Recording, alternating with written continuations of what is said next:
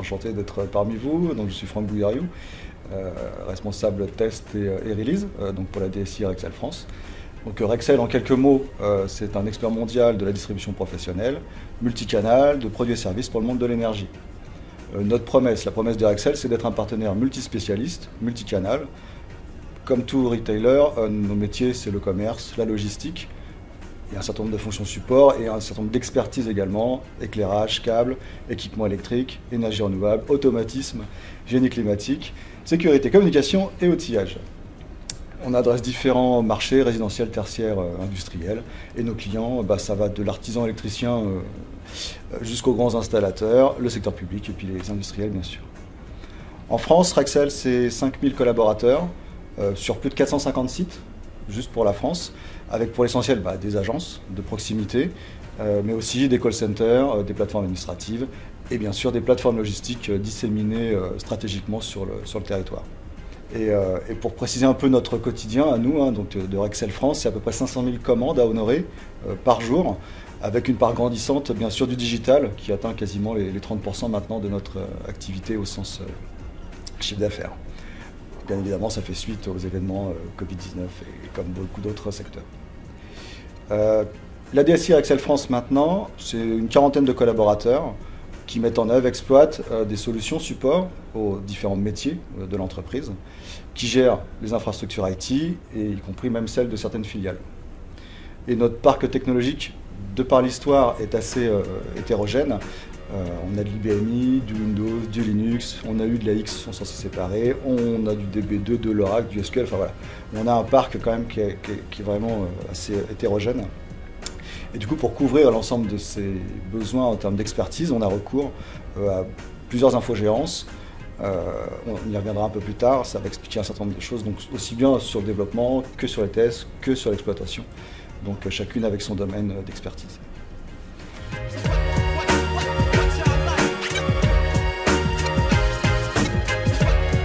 Alors, nos ambitions, je dirais, Rexel, mais plus précisément IT, voire même la partie opération des IT, c'est déjà un peu la tendance du moment, c'est le cloud.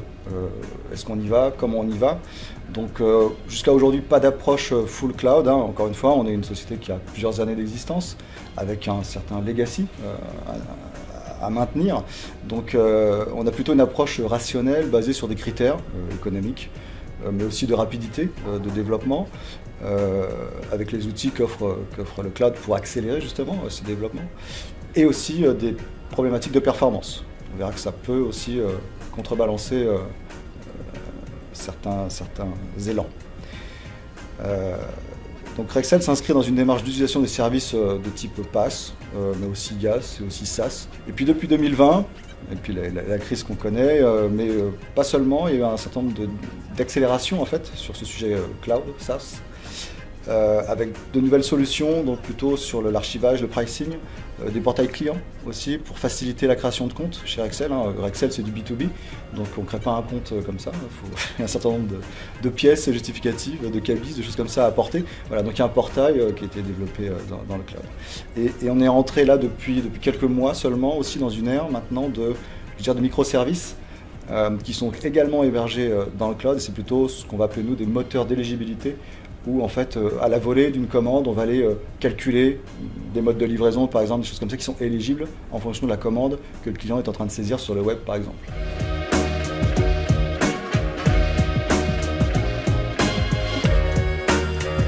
Alors donc on est rentré dans l'ère du SaaS, du cloud, et donc tiré essentiellement par le digital, par le web shop.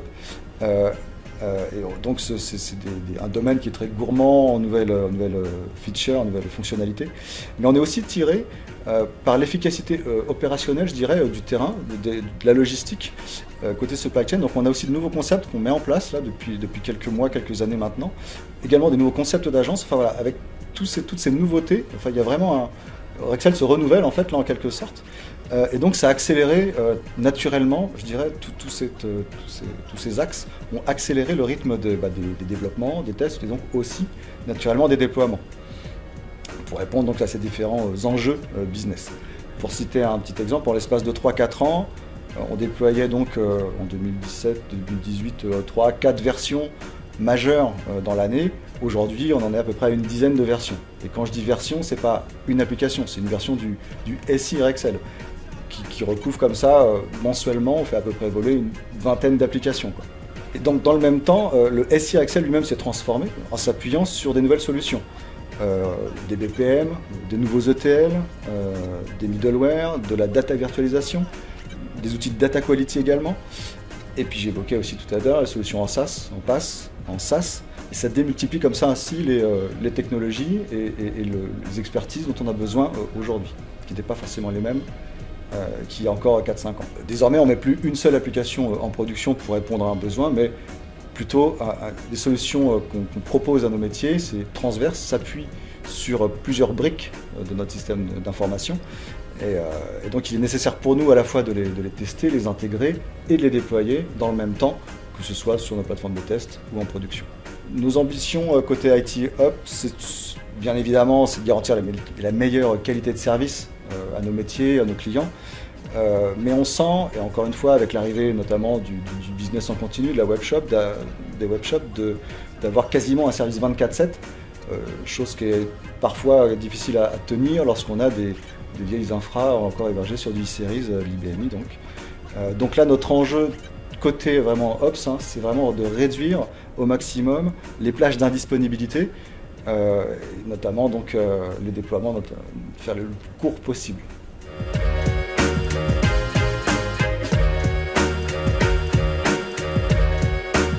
Comme je l'évoquais, une des préoccupations du moment, c'est d'étendre nos plages d'ouverture de service, de réduire les temps d'indisponibilité donc. Et donc pour ça, on a besoin de s'outiller, on a besoin de s'industrialiser et donc d'automatiser. Il y a plusieurs tactiques possibles lorsqu'on veut réduire le temps d'indispo. On pourrait y revenir, mais il y a une tactique qui est évidente, c'est de diminuer le temps du déploiement. Parce que tout le temps du déploiement, le service bien souvent est indispo. Et donc l'idée c'est de vraiment raccourcir ce temps. Les outils Drops et proposés par Arcade donc, permettent non seulement d'accélérer les exécutions, voire de paralléliser certaines actions, mais aussi donc d'automatiser des contrôles. Et donc tout ça va dans le sens de la réduction de ce temps. Et comme on l'évoquait aussi, ça élimine potentiellement les erreurs humaines qui étaient jouées au préalable. Ça nous a aussi permis, nous, dans notre organisation, de limiter le nombre d'intervenants. Je vous expliquais qu'on a plusieurs applications à mettre en production dans un même temps. Pour ça, il nous faut différents experts, différentes expertises, et donc plusieurs personnes. L'avantage d'automatiser, c'est justement de diminuer le nombre d'intervenants, puisque là, avec un outil comme Drops, par exemple, on peut déployer, entre guillemets, d'un clic de souris sur différentes technologies, avec un processus qui est déjà standardisé, qui est déjà prêt à déployer sur nos différents environnements. Là où auparavant, on avait besoin de 3-4 personnes à réunir autour d'une call et de faire un déploiement, aujourd'hui, une personne, un opérateur, en l'espace de 10 minutes, un quart d'heure, et le déploiement est fait. Donc en plus de simplifier l'acte des déploiements, ça rend le déployeur plus autonome. Et je pense qu'aujourd'hui, pas que chez Rexel, j'imagine, mais l'autonomie de ne pas avoir besoin de 10 personnes pour faire une action, c'est un gain d'agilité, c'est un gain de temps bien sûr, et on entre ainsi dans l'ère DevOps. Une autre caractéristique qui est intéressante, et on y reviendra dans les perspectives, c'est d'avoir un outil qui permet de centraliser les déploiements, quelle que soit la destination, quelle que soit la technologie. Ça permet, en tout cas ça ouvre des perspectives d'orchestration, notamment des mises en production. Comme j'expliquais, une solution, c'est bien souvent plusieurs évolutions de différentes applications. L'idée, c'est de les mettre en production relativement simultanément, de pouvoir tout orchestrer, quelle que soit la techno, quelle que soit l'application, par un et un seul outil. C'est quand même... ça fait rêver. On n'y est pas encore. Dernière caractéristique, c'est que dans un contexte bien particulier où en fait, chez Rexel, on a la tendance de développer de plus en plus dans le cloud. On a fait le choix, lorsqu'on déployait ce code sur nos data centers, d'utiliser Drops justement à l'interface entre le cloud d'un côté et nos machines on-premise de l'autre. Ce qui nous permet d'avoir une seule route, une seule porte à sécuriser entre le cloud et les data centers, au moins pour la partie déploiement.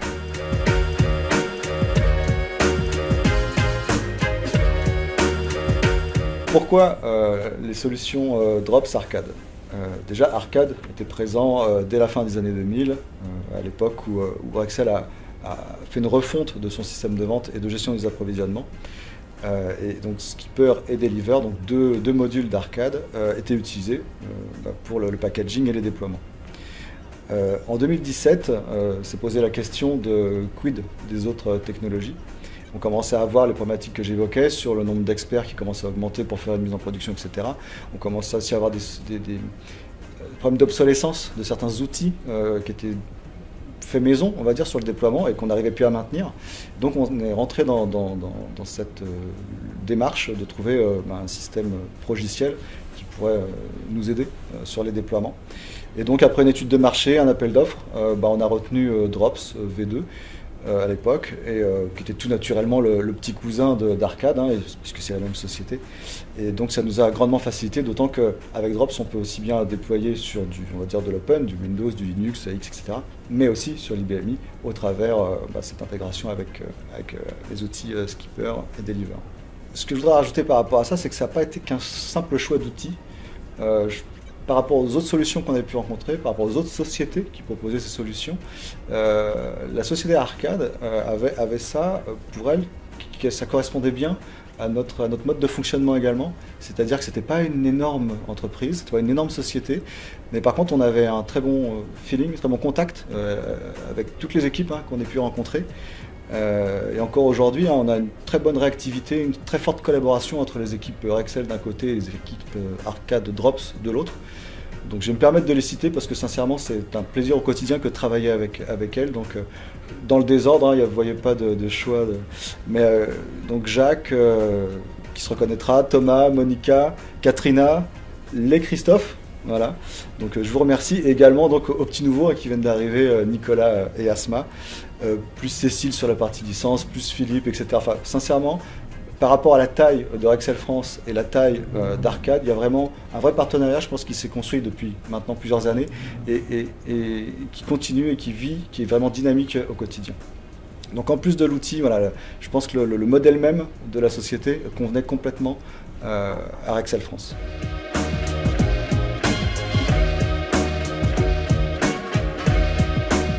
Nos prochaines étapes, c'est quoi? Déjà, c'est de sortir de l'upgrade pour lequel on est en cours là, depuis presque un mois. Donc on est sur l'upgrade, on passe en Drops 2022. Et notamment, on va se lancer aussi sur le mode agentless. Donc ça reste encore à faire ses preuves, mais en tout cas, on y est bien embarqué et on y croit. On a un certain nombre d'applications à dropiser, comme dirait ma patronne, Nicole Leray, qui se reconnaîtra.